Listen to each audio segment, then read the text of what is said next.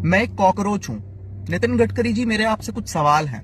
एक 4 व्हीलर को आप एक लग्जरी आइटम मानते हो, इसलिए आप उस पर 28% जीएसटी लेते हो। आप उसको एक लग्जरी आइटम मानते हो, इसलिए आप उस पर 15% कंपनसेशन सेस से लेकर 22% कंपनसेशन सेस लेते हो। उसके बाद आप हमसे 8 से 10% रोड टैक्स लेते हो।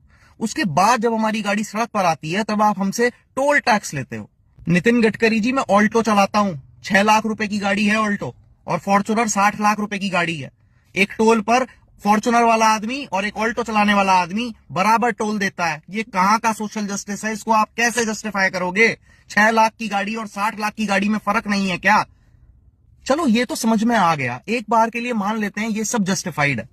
लेकिन जो येलो नंबर प्लेट की कार है, जो टैक्सी ड्राइवर्स चलाते हैं, आप उस पर भी 28% जीएसटी चार्ज करते हो। आप उनसे भी 15 से 20% कंपनसेशन सेस चार्ज करते हो। आप उनसे भी 8 से 10% रोड टैक्स लेते हो। आप उनसे भी टोल टैक्स लेते हो।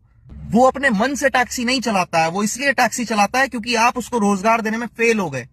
आपको उसको सब्सिडी देनी चाहिए थी, लेकिन आप उसको GST, compensation cess, road tax, toll tax के नाम पर लूट रहे हैं। इसके बाद आते हैं पेट्रोल की प्राइस पे। कोविड काल में जब पूरी दुनिया में तेल का दाम इतना कम था, हम तब भी इसी रेट पर पेट्रोल खरीद रहे थे। आपने 100% पेट्रोल में 20% एथेनॉल मिला दिया। उससे हमें क्या फायदा हुआ? हम अब भी उसी रेट में पेट्रोल खरीद रहे हैं। और अब जब ग्लोबली पेट्रोल के दाम बढ़े तो आपने 3 रुपए पेट्रोल पर बढ़ा दिए। तो ये जो सस्ता पेट्रोल कोविड काल में खरीदा गया था, इसका मुनाफा किसको हुआ? ये जो 100% फ्यूल में 20% एथेनॉल मिलाया गया, इसका मुनाफा किसको हुआ? जो व्हीकल्स E20 कंप्लाइंट नहीं थे और वो फिर भी आपका E20 फ्यूल डलवा रहे हैं, उनकी जो माइलेज खराब हुई, उसका हिसाब कौन करेगा?